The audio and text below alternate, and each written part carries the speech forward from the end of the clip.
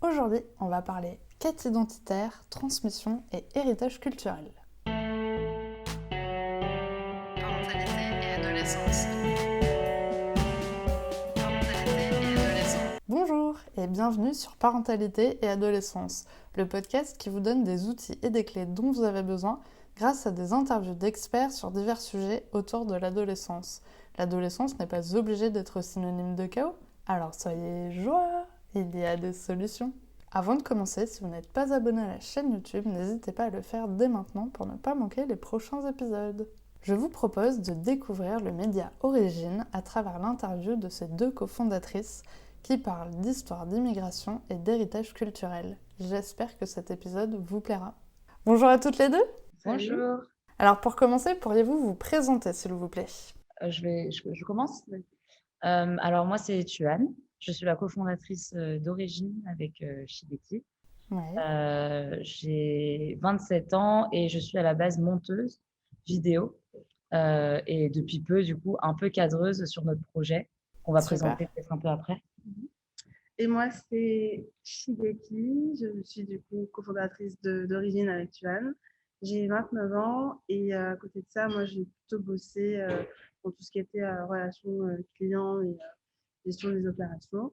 Et je suis passionnée de médias et d'art visuel depuis longtemps. Génial. Alors pourquoi avez-vous décidé de créer Origine TV? Alors, Origine, déjà, c'est un média associatif, pour présenter un peu le projet. C'est un média associatif qui recueille et qui traite des sujets et des histoires autour de l'immigration, de l'héritage culturel et du déplacement en général.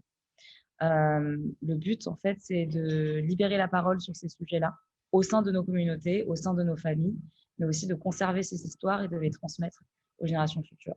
Trop bien. Et pour du coup répondre à ta question de pourquoi on a décidé de créer Origine, déjà au début c'est vraiment une envie très personnelle de pouvoir recueillir l'histoire de nos familles respectives qui sont à la fois fragilisées par la transmission orale et qui sont aussi peu racontées, entendues en tout cas dans un espace public.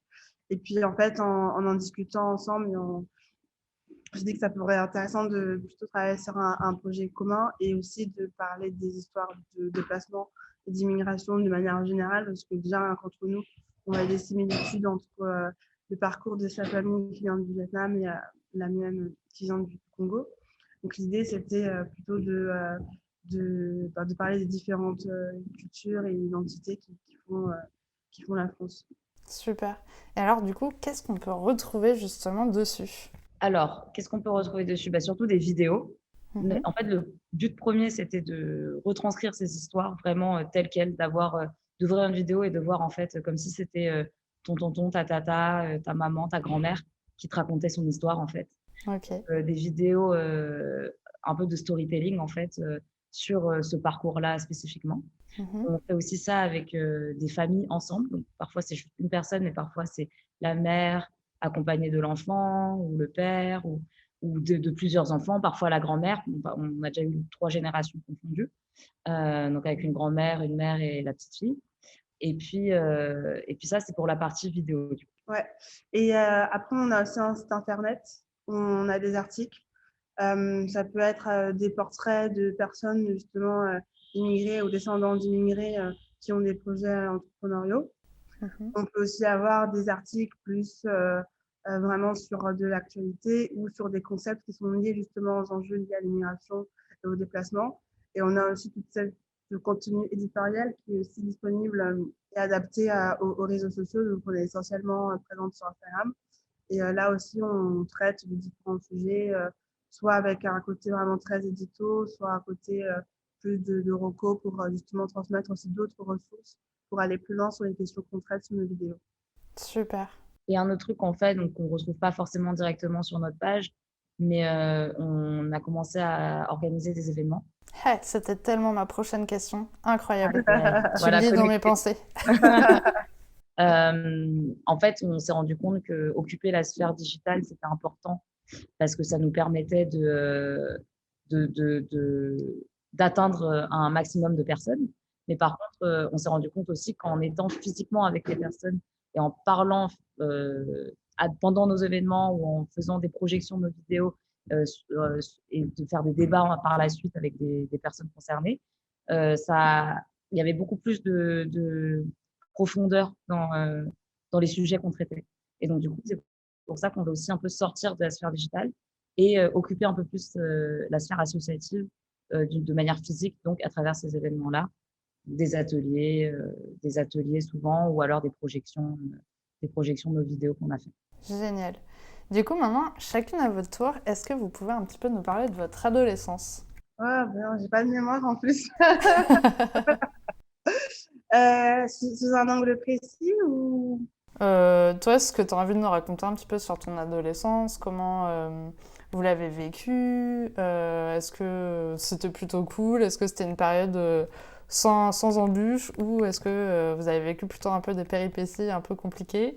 Et surtout, par rapport à vos cultures, est-ce qu'il y a eu des choses un petit peu marquantes par rapport à ça? Ben, moi, personnellement, j'ai trouvé que c'était une période ultra difficile, Mm. que j'ai pas forcément très très bien vécue à plein de niveaux, et notamment sur la question de l'identité. Je pense que c'est aussi en fait ce qui m'a amené à finalement travailler sur un projet comme Origin. Mm. C'est un peu la continuité des questionnements que j'ai pu avoir, et ce bascule où je me réapproprie mon identité, et du coup j'ai envie de raconter ces histoires et produire du contenu qui, j'espère, pourront permettre à des personnes plus jeunes de gagner du temps par rapport à moi. Mm. Quand, déjà pas que j'ai perdu, mais le temps que ça m'a pris pour être bien dans mes bottes. Je pense que Ouais. c'était pas forcément évident d'être une adolescente femme noire d'immigration et de banlieue. Mm. Euh, Notamment très vite de par mes études dans un milieu hyper élitiste et blanc et bourgeois. Euh, du coup, ouais, je trouve que c'est une période assez compliquée. C'est vrai que l'adolescence, je pense que quand on est issu d'une double culture, on se construit en fait, et donc du coup, on a forcément ces questionnements qui viennent. Si je parle de mon adolescence, vous parlez aussi de l'enfance, Mm. où il y a eu les moqueries, où tu es dans un environnement, en fait, surtout dans les années 90, se moquer, c'était super normal, quoi. Il y avait pas Mm. aujourd'hui, c'est peut-être un peu différent, mais à l'époque, il n'y avait pas, c'est juste une blague. Tu pouvais même pas en parler aux professeurs ou aux maîtres ou aux maîtresses, parce qu'en fait, même à leurs yeux, ça n'avait pas d'importance. Mm. Donc, en fait, tu te construis sur ton identité, ta double culture se construit autour de moqueries des autres. Et en fait, quand tu arrives à l'adolescence, moi, en tout cas, c'est ce qui m'est arrivé, c'est ce que j'ai voulu cacher. J'ai voulu, je parle ma langue d'origine, le vietnamien avec mes parents et tout. Mais quand j'étais en public avec ma mère, je lui répondais qu'en français. Je voulais pas, en fait, qu'on m'associe à quelqu'un qui ne savait pas parler français, par exemple, ou qu'on se moque, ou voilà. Donc, du coup, je faisais tout pour parler français. Dès que ma mère me parlait en vietnamien, je lui répondais en français. Je faisais tout pour, je sais pas, tous les stéréotypes qu'on pouvait m'attribuer. Je faisais tout pour les repousser, en fait. Donc, D'accord. ce stéréotype des personnes asiatiques qui sont timides, qui parlent pas trop, qui sont, et bah, moi, je faisais tout pour être l'inverse. Donc, la preuve que j'ai une très grande gueule maintenant. Euh, et en fait, Attention dans les rues. en fait, c'est terrible parce que du coup, tu as l'impression que tu rejettes ta culture, alors qu'au fond, j'ai toujours aimé ma culture et j'ai toujours été très proche de ma culture Mm. dans mon cercle privé, dans ma famille et dans mon foyer. Mais dès que j'en sortais, que j'étais auprès des autres, bah, j'ai tout fait pour essayer de cacher ça.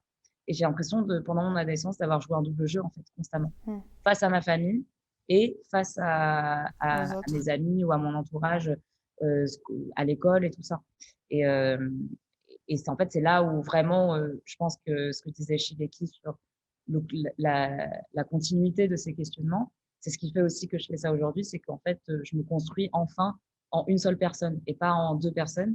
Et c'est avec cette construction que ce projet est venu, en fait. Et en fait, j'ai enfin réussi à assumer qui j'étais pleinement dans les deux cas, face à ma famille et face à mes amis. Et c'est comme ça que j'ai voulu construire ce projet aussi. Mm.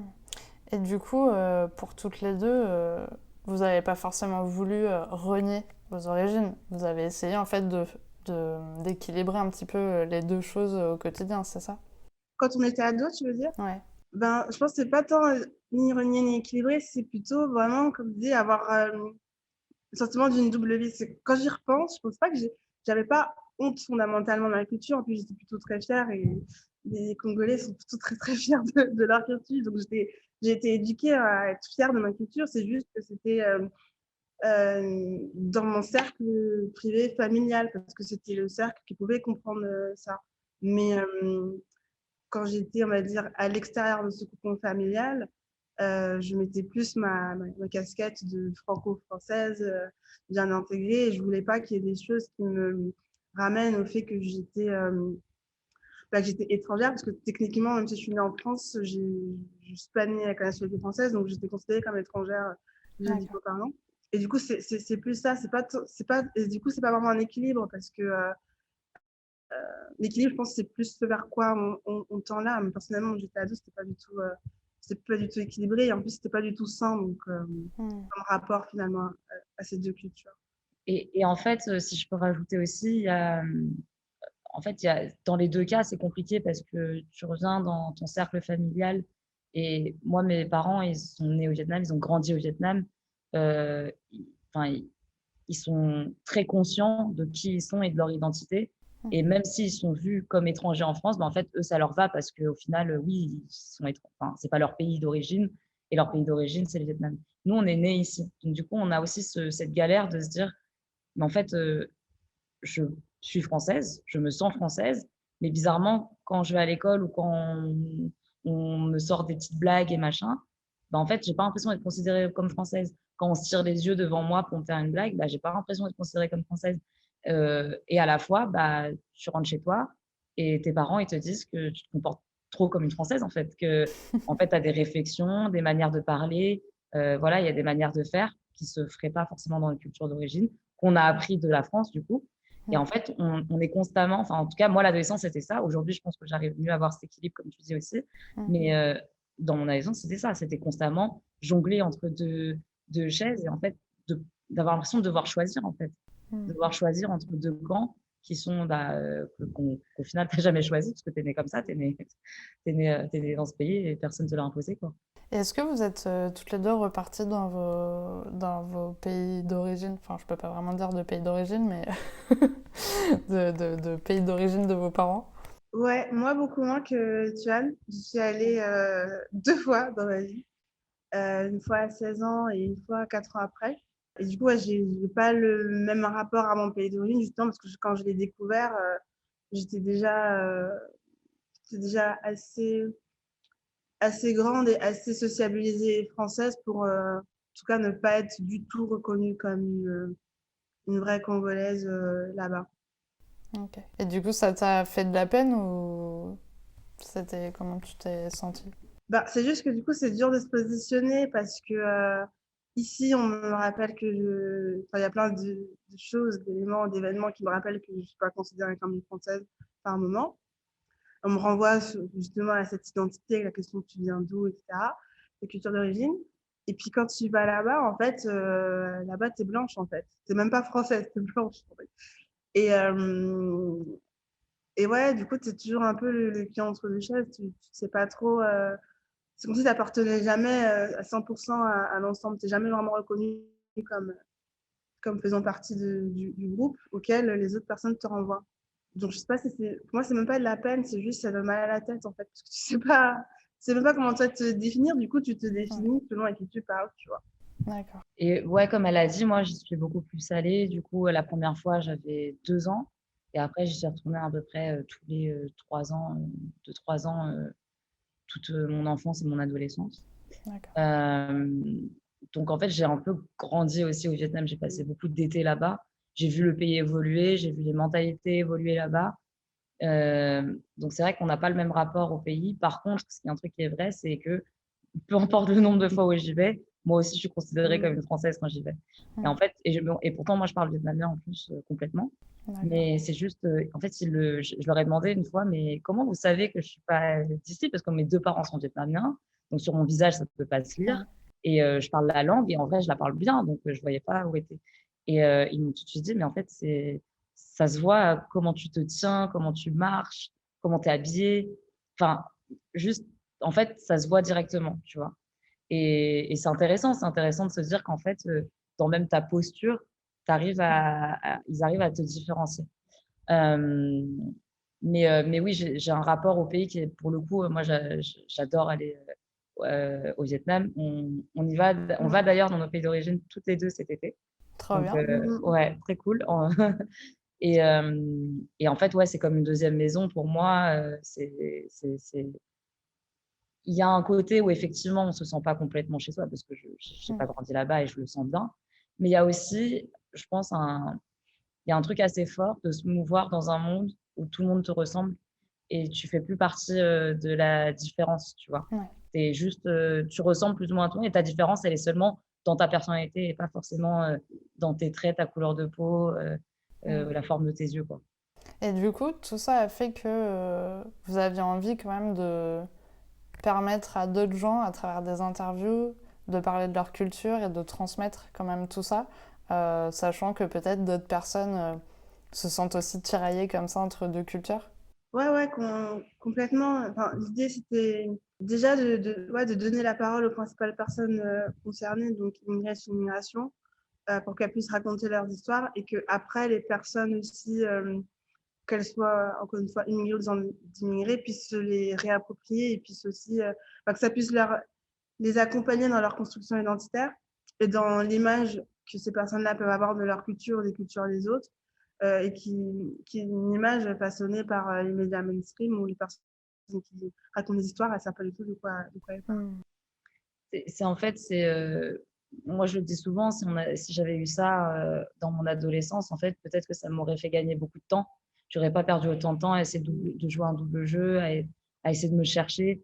Parce que, en fait, le problème, c'est que nos histoires, elles sont souvent racontées pour nous. Nos identités, elles sont définies à l'avance pour nous, avant même d'avoir le temps de se comprendre et de se définir nous-mêmes. Et en fait, pour pouvoir se définir, il faut toutes les cartes en main. Quand en fait, on te montre une version de toi qui est biaisée et qui n'est pas complète, tu ne peux pas vraiment avoir l'occasion de te construire complètement. Quand on te donne que des stéréotypes sur lesquels te construire, tu ne peux pas complètement te comprendre et t'identifier.